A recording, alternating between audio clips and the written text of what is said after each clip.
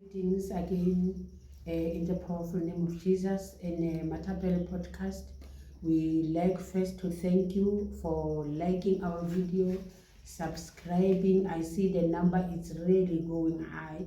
I like to thank you so much. Today again we are here for another episode, but today we're gonna interview Ausnonofo so that he can take us through his journey, because she also have a journey.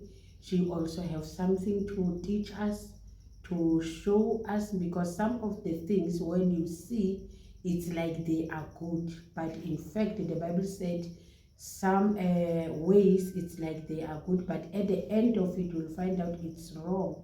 So I would like to welcome her to greet you and introduce herself. Greetings, everyone. Just like Mema Tapila said, thank you so much for the support.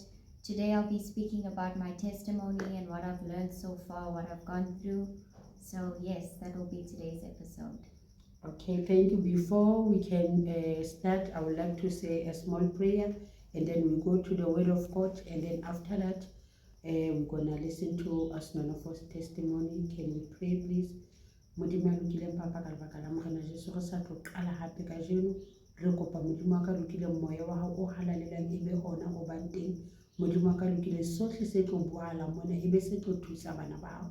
Re ba cover le bohle ba mametseng ka madi a Morena Jesu, in the powerful name of Jesus. Amen. Amen. Today's word we're gonna get in the book of First Chronicles, chapter 13, from verse 7 to 11.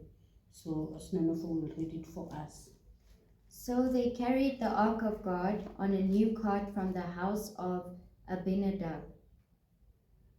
And Uzzah and Ohio drove the cart.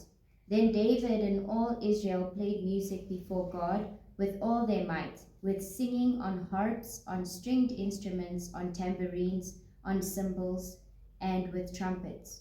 And when they came to Shadon's threshing floor, Uzzah put out his hand to hold the ark, for the oxen stumbled. Then the anger of the Lord was aroused against Uzzah, and he struck him because he put his hand to the ark, and he died there before God. And David became angry because of the Lord's outbreak against Uzzah. Therefore that place is called Perez Uzzah to this day. Amen. Amen. I will shortly like to talk about it before we give Osnanofo a chance. Here, brethren, this little chapter is teaching us that we cannot help God. And then no matter how do we think we are doing good, or maybe we are helping, we cannot help God. If God says we must do something like this, we must follow orders. Just like when he said to Eve and Adam, you must not eat from the tree. So before we go to Osnanofo's testimony, children of God, let us learn to do the will of God. If God says don't mix me when you are praying, don't mix God. You cannot say ancestors and then you say God after, or you cannot say God and then you say ancestors. No, it's not like that. It's God all the way. You can't help God. You cannot try to fix things so that you make easy on God. God created the heaven and the earth. So who are we to think we can help God? Can we create an earth? We can't. So let us learn to go according to the word of God. So now we want to give Osnanofo to narrate his testimony, and then I will be asking questions where I feel maybe there's something she need to explain more. So over to you, my sister. Okay. I'm going to begin with my childhood because every story starts there. So I was born and raised in Bloemfontein. I had a great childhood. I remember being a very cheerful child. I was very spoiled. I got everything I wanted from my parents. They provided for me. I come from a well-off family, so I got everything I wanted. I was, just like a princess, So I lived a good life. I went to the best schools, I traveled. I had a really good life, on the outside looking in. my life was perfect. But I think a lot of my problems were more spiritual Yeah. than they were physical. So as my life started, I began to go to school, obviously. And then when you start going to school, you meet a lot of children, and you start realizing that, maybe you're not beautiful. Yeah. You start to compare yourself to a lot of the children. I remember I went to a lot of schools where it was primarily white people. So they had, long hair, and, their faces were, lighter than mine, obviously. And to me, that was what beauty was. Yeah. So it started to break at my self-esteem, because I was obviously the dark one in the class, the black girl. My hair was coarse, and that's what led to a lot of self-esteem issues. So yeah, that was my upbringing. And then, sorry, you know what, Nick? And then I continued living my life, and everything was fine. Um, the problem then started when I became a teenager, because that was when, now the feelings of not being enough became even more. I was not the light girl in class, so there's this stigma that goes around the black community, that if you're a black woman, you're not beautiful. But if you're light skinned, then you're beautiful. So it reinforced the lack of, self-esteem that I had at that time. So that was when I started to experiment with a lot of makeup, and skin lightening, lotions and creams, and that was when I really started to have a fascination with makeup. So what I loved about makeup at that time was that it could cover up, all my flaws and imperfections. I could literally put on someone else's face, and change my nose, change, everything, and it made me feel beautiful when I had makeup on. But I only felt beautiful with makeup on, right? So I had this dependency to makeup, and also because I didn't feel beautiful, I felt like I needed to always have it on. So after that, I would put these things on and then go to school, and it was a cycle. So I went to this homeschool, which was where everything changed. I think I was round about in grade 11. And when I went to this homeschool, it was like a homeschool center, so more of like a house, right? But we're still studying the curriculum that everyone else is studying. So this is when I now get introduced to different characters. Now I'm smoking weed with the children at school, it's the cool kids. I never liked weed, to be honest with you, but I smoked it just to be part of the cool, the cool kids. Yeah, and because at that school, that center, we could apply makeup. If there were no rules, you could wear your own clothes, makeup. So it was comfortable for me, because I could hide again behind the makeup, and then I could also do the drugs, and then we could also drink the alcohol while we were there. So there were no rules basically there. We could do whatever, whatever we wanted to do. And I started to try with all my might to seek validation from people. I was a people pleaser. I wanted everyone to love me, and I didn't understand why do I have this void in me, but truly I didn't love myself before I came to Christ. So as that was happening in my life and all that, I just lived that kind of life, just continuing to put a band-aid over my issues, my emotional issues, not really dealing with them, but thinking it would go away.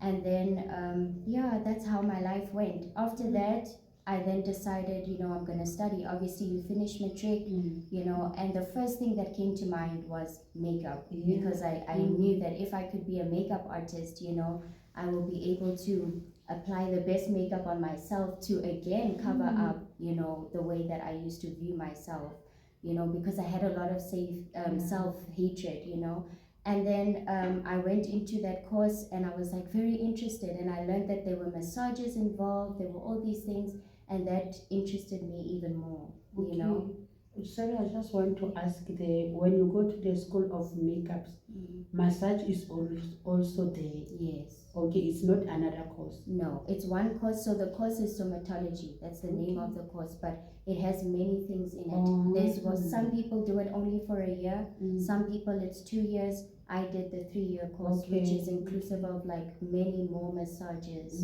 and all of that. Okay. So then I did the course. I studied very hard. I was the type of student that was up all night, Jesus. like not sleeping, you know, and we would write, you know, almost every day. But I would pass like with high results. Jesus. I was really committed. I truly had big dreams, you know. I wanted to go to the cruise ships and massage people abroad. That was what I was thinking. And I also thought about putting makeup on the celebrities and all of that. That was where my mind was at the time. Okay, but I just want to ask again, I'm sorry to disturb you. It's okay.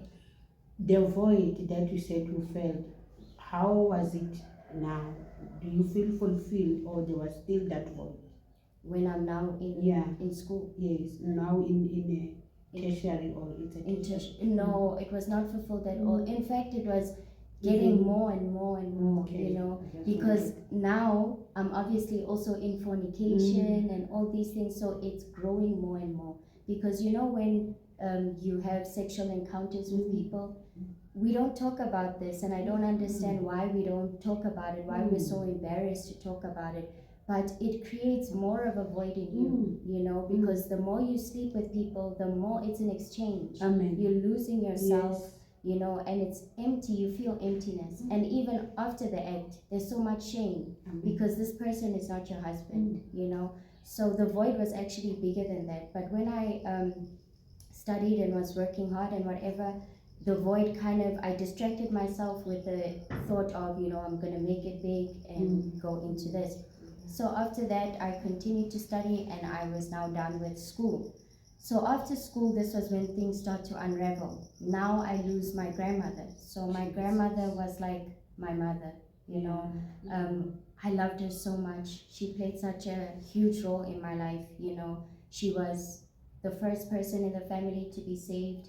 She was a prayerful woman. And she used to talk about God so much that it would irritate me. You know, at the time, you don't want to hear about God. You know, I'm a slave queen at the time. I don't want to hear that stuff. But she would just talk about God, and, you know, she would pray and tell me to go to church. And at that time, then I lost her. You know, my grandmother died a mysterious death. You know, she was just, it's like she was just sick, but not like sick as in dying, you know. She just, you know, if I can wake up and say I have a headache and then I die, and then you're gonna ask yourself, so it left a question mark, you know. I was like, how did she just die like that, you know? Because I remember when she called and said she wanted to go to the doctor, she wasn't feeling well. We were sitting at home watching tennis. So when the call came in that she had passed away, we didn't get the news immediately, because even the family was shocked, because we didn't take it seriously. We just thought, oh, she's sick, you know, she'll go to the doctor, you know, she'll come back. And then we heard, no, she died on the way to the hospital. So that really just changed the course of my life, because I have now lost my grandmother. She was my sounding board. I would always go to her when I had problems, you know. So I felt like, wow, now the emptiness is even more, you know. And at this time, I'm also feeling very useless because I'm not working.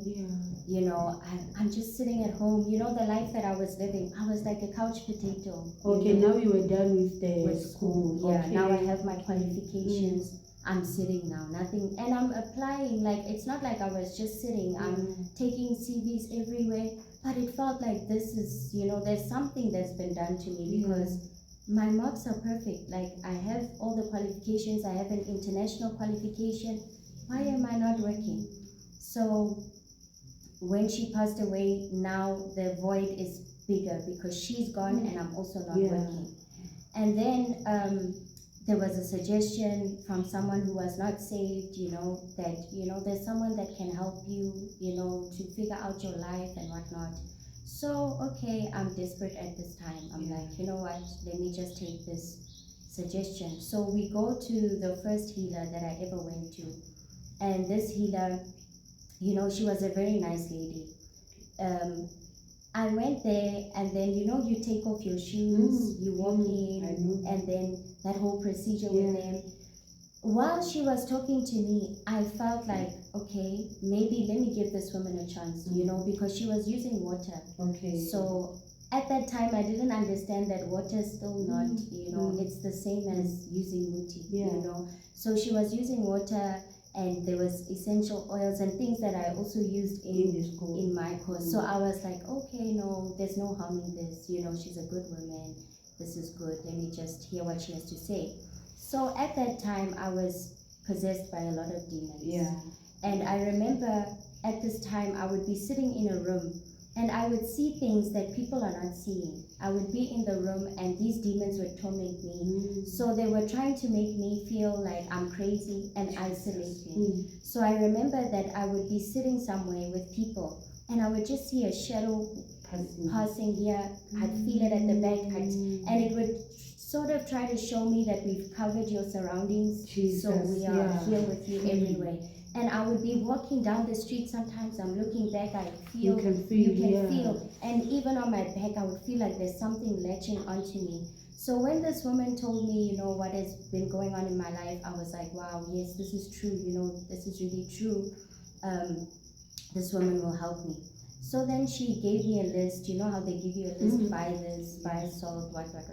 Spirit was also there, candles, all those things. I was like, okay, let me give it a try.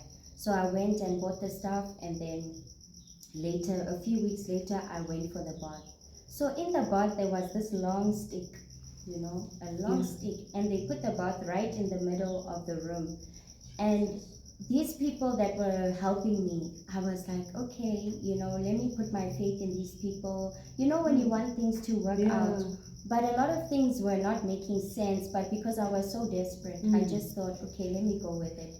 There was this long stick, and there was spirit, there was, the color of the water was not normal, clear water. But how we are to the sangomas, they don't really show you what they put in the bottle. They just put it in, yeah. and then when you get in, you just see it like that. So then I realized there were all these things, so they told me the ritual. They said, in this ritual, you're gonna walk in, you get naked, you walk in the bath, and then you start declaring, and then they told me that whoever has cursed you because you are cursed, you need to send this curse back to that person, for your doors to open. So, okay, of course, I was there. I'm now hurling insults at people. I'm cursing people in the bath, and I get out and we leave. So when I left there, I was very optimistic. I'm like, okay, things are gonna open up for me, And one thing I just want to add also before I continue, to show that these things are so wicked, the ancestral worship things. God instructs us to bless those who curse us. Yes. But in this, you must curse them, and you fight, fire with fire. Pentagram said we are not fighting with the flesh and blood. Exactly. It's spirits that we're fighting against. But there they tell you fight. So when I left, I was optimistic. Things changed for a little bit. Planning with her, it was days. Like, it felt like 2 days it was better. After that, things got even worse. It was like I had now made the demons more angry. But then what's the work of that pole in the bath? They didn't even tell me, but they just told me, with that pole, I must beat it like on the floor. Actually, it's the bath. So then 3 times. I don't know what that signifies for them, but 3 it's times. It's not a built-in pole. You hold it. It's like it's like wood. Oh, wood, okay. Yeah, like a long stick. Oh, yes, like that. When you cast people, you hit it down. You hit it down 3 times, but then you put it down, and then after that you continue. Yeah. So then things changed for 2 days. After that, they got worse. Now the oppression of these things are even more. And this time, she has already told me that, you have a gift, you must do this. So I'm scared. In ancestral worship, it's based on fear. Yes. You don't have a choice, And then afterwards, I went to another healer because I realized, this one maybe didn't work. So then I went to another healer. When I went to another healer, this was when things went downhill, because this healer was the one that even up until this day, I had to fight to regain a lot of things that he had taken from me. So this man, how I met him was, I then had a friend. Yeah. And this friend, I came from school with her, from where we did the makeup. Okay. Yes, and she was my best friend, and I still love her so much. Yeah. But the only problem is I had to disconnect from her because we did a lot of rituals together. But this friend of mine, we were in the same position, her and I, so we were both not working. Okay. So she would speak to me and say, you know, let's try something, let's go to people, maybe we will find our breakthrough. She had a good heart, she had good intentions. She also didn't know. And then she said, no, you can come stay with me and then we'll go to a traditional healer. So this one time, Okay. Yeah. what do they call it in English? Ceremony for the gods, ancestors. for the ancestors. Yeah. A ceremony like that. So I had then traveled. She was staying in the Northwest. I went there to support her. When I was there, she was like, no, go see this healer and hear about your life.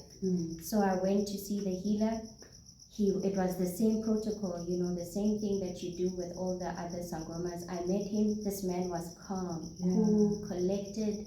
Like, I was like, wow, this is the man, you know, that God has sent. This person is going to help me.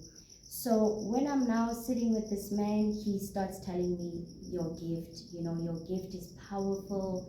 You know, I'm going to help you to unlock it. There's many things that have been done to you, but we can reverse them. And then we can get you on the right path, you know. And then he said to me, what I'm seeing with you is that your healing power is in your hands.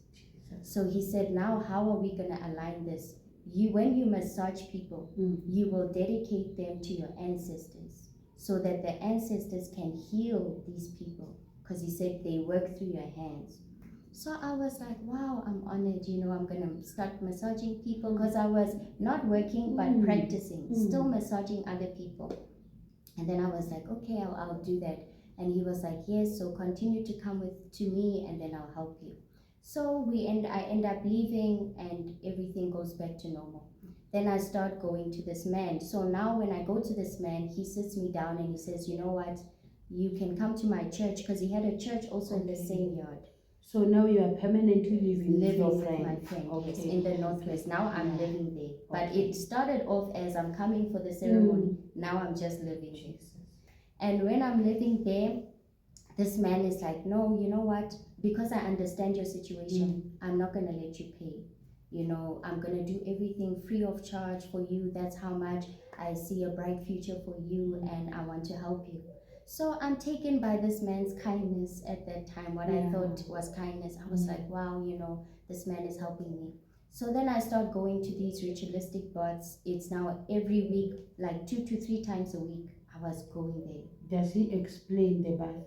No, they give you a description, but they will say blessings. This is to unlock blessings. Okay. And then while you're there, you're just unlocking your blessings and asking. But still, I will still maintain that I take full responsibility for what I did, because deep down, I knew it was wrong. I could feel something here is not right.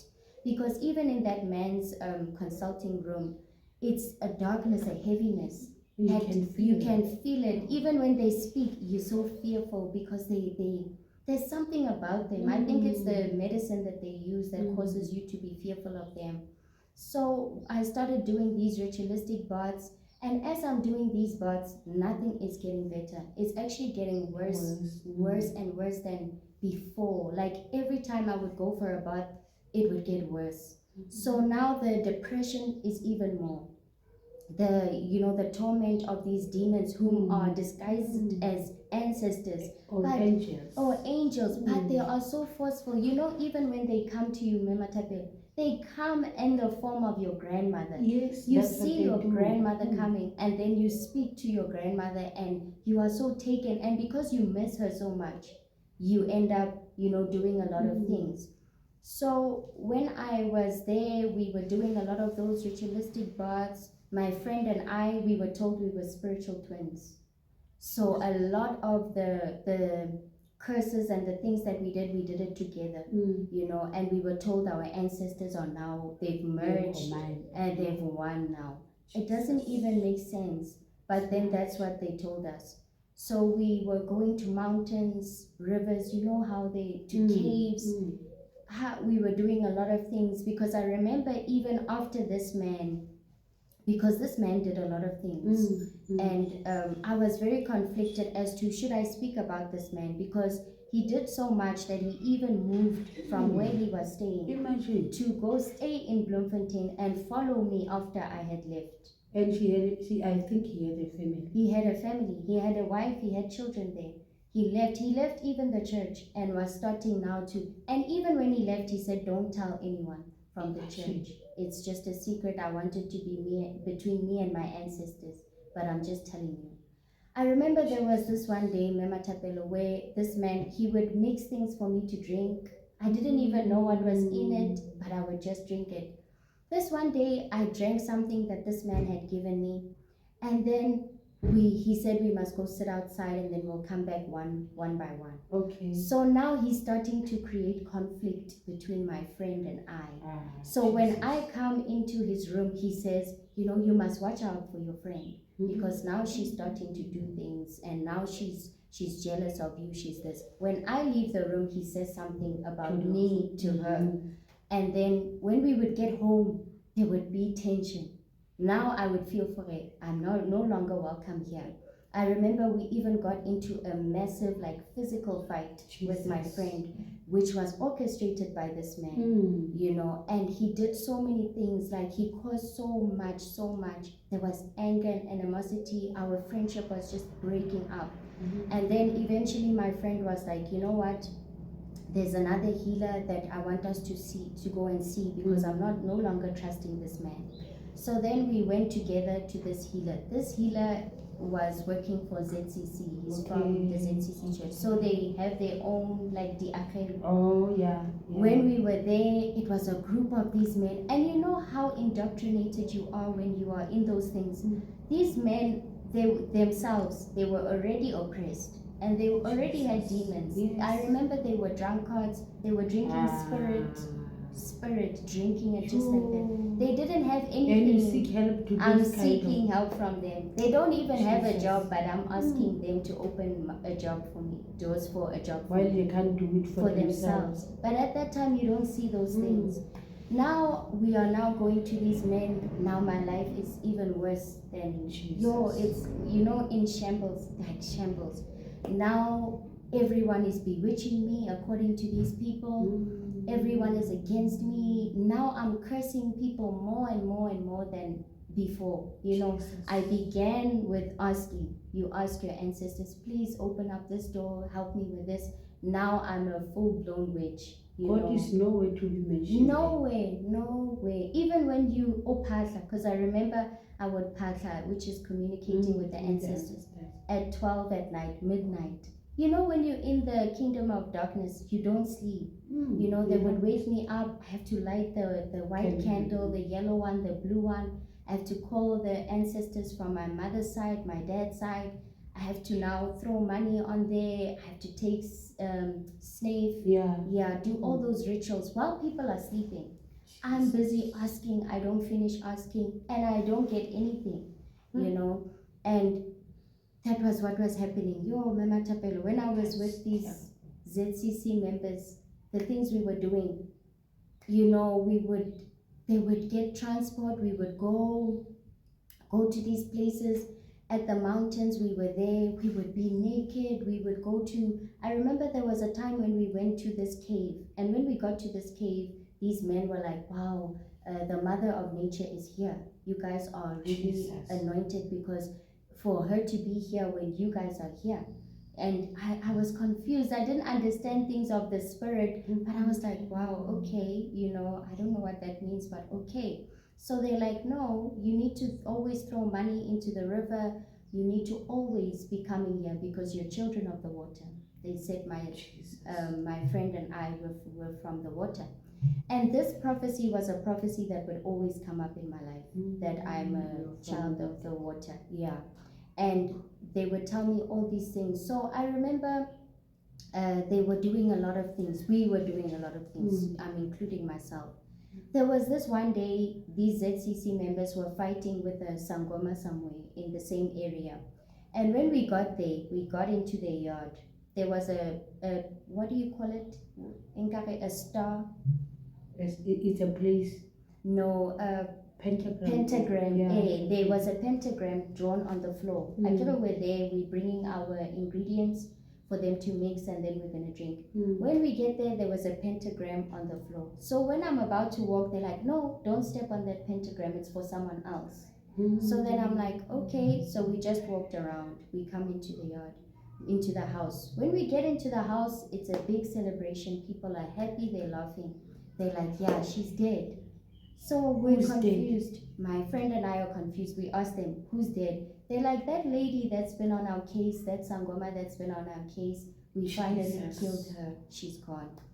So to show you how wickedness, like the seed of wickedness, it grows. At that time, if I was not wicked, I should have left and said, no, this is not right. Because they already told me what they were doing.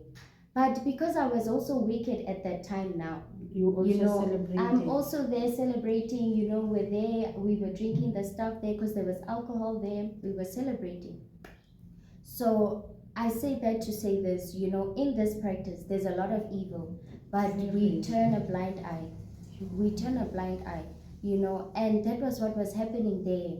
Like so many things, so many things. So now you are living with these ZCC members together with your friends? I'm living with my friend at her home, but we go to the ZCC members every day. Okay. Because they live close. Actually, it's a small town, so there you can go. We're going every day now to these members. We've now left the spiritual father that was separating us. Now we're with these people, and the prophecies are even the same. Even they are saying we're twins.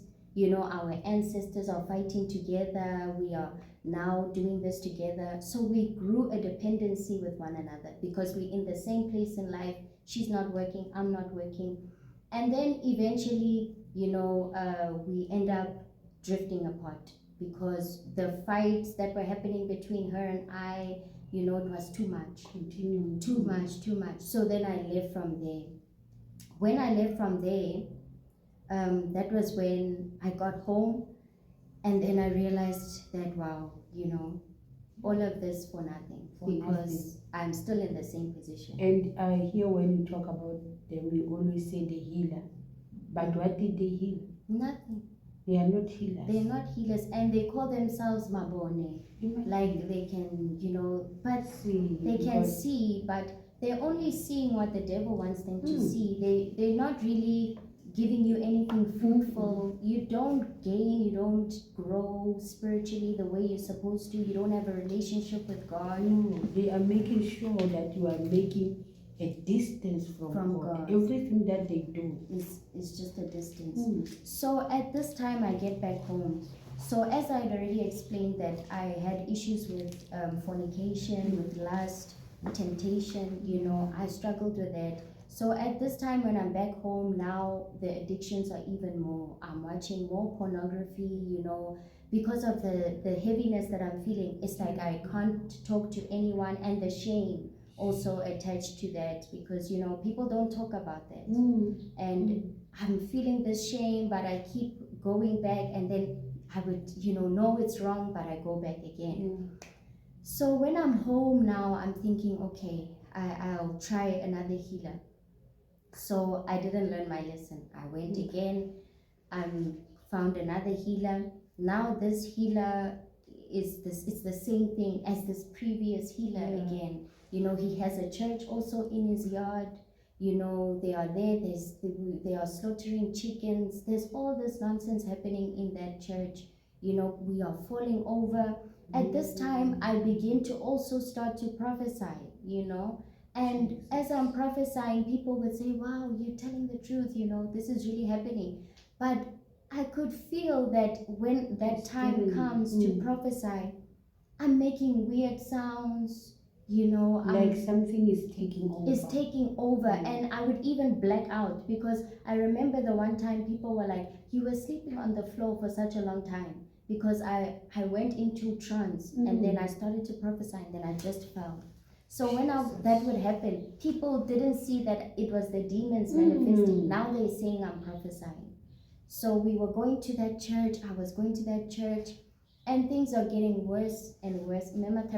From bad to worse, you know. And when I get to that church again, they promise me again, no, you're going to get a job. It's the same thing. You're going to come for the They ritual, want to keep you. come for the baths. And now this pastor as well is starting to grow a fascination with me. I didn't understand, why is this man always on my case? You know, he's always checking up on me. And he doesn't do that with the other congregants, but with me, it's like he's always wants to make sure, are you okay?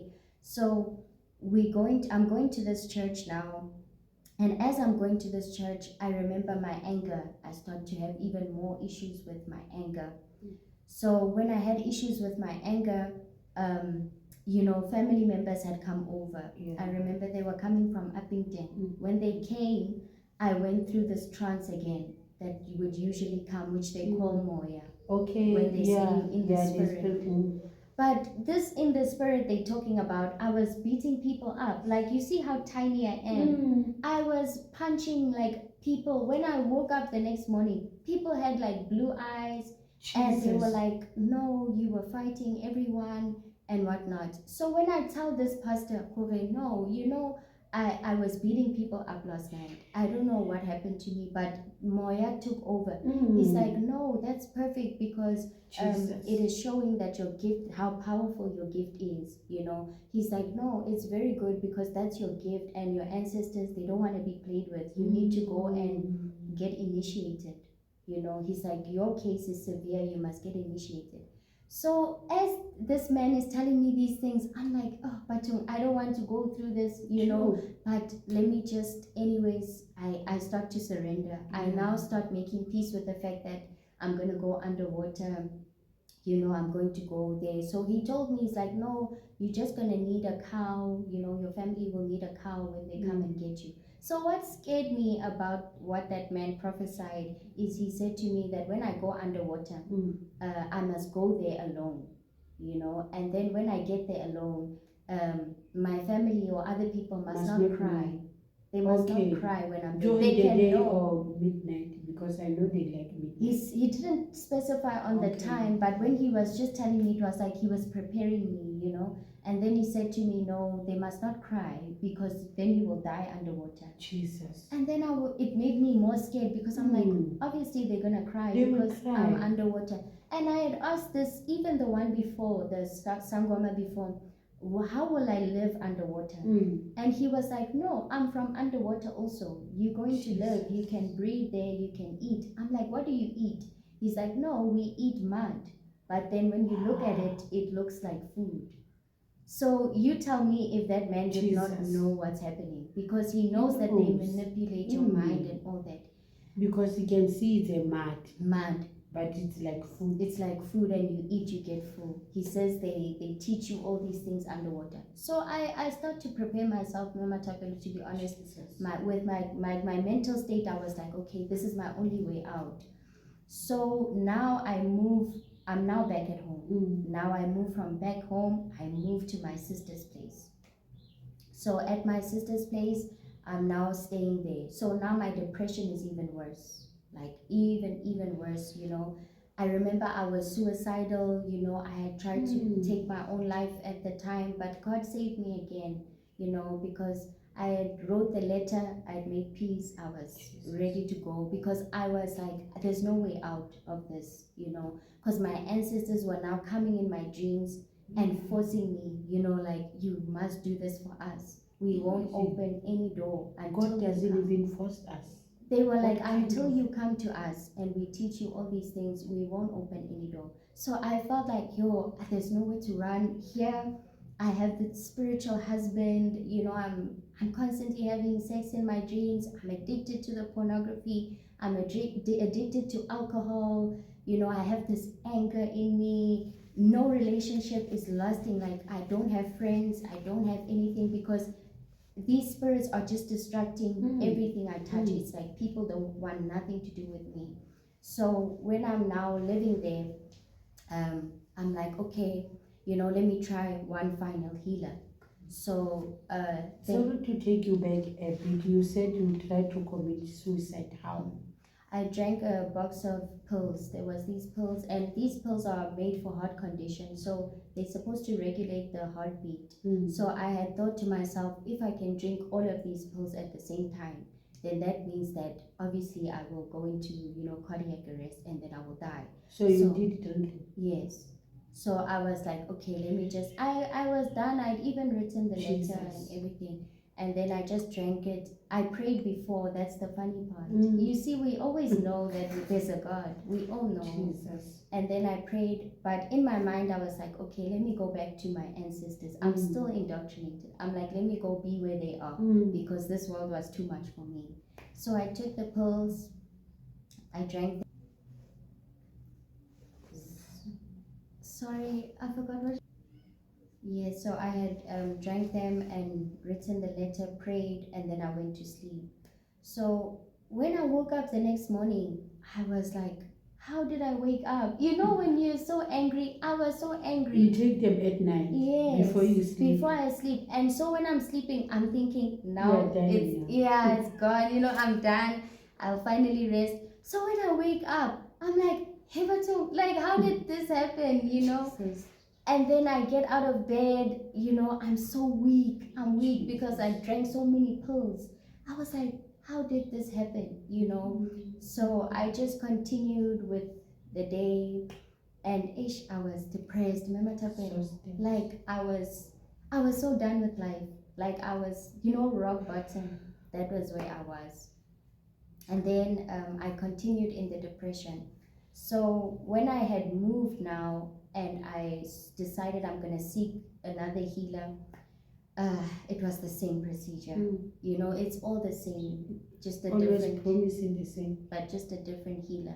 So then I went to her now, same story. She's promising me all these things. Again, I start from the ground level. So she's like, no, you have a spiritual husband. I already knew I had it because they would tell me everywhere but not be able to take it out. She's like, no, now you've come to the right place because I'm going to take it out. So there was something about this woman. I was very attached to her. I loved her so much because she was a prayerful person. When someone can pray but in the wrong place, she could pray for hours, and when she would pray, I would feel that, wow, this woman is, prayerful. And then, she would tell me all these things, promise me all these things, and then I started again. Now the rituals are starting again. Yeah, just no, for you. I think I just wish I can listen more and more. Like it's taking me back to my stories, my testimonies. So we will continue again. I would like us to end here. That was so much uplifting, so much encouraging. I wish people at home can learn that these people are working the same, they are doing the same thing. So we are looking forward to another interview. We'd like to thank everyone. May God bless you in Jesus' name. Amen.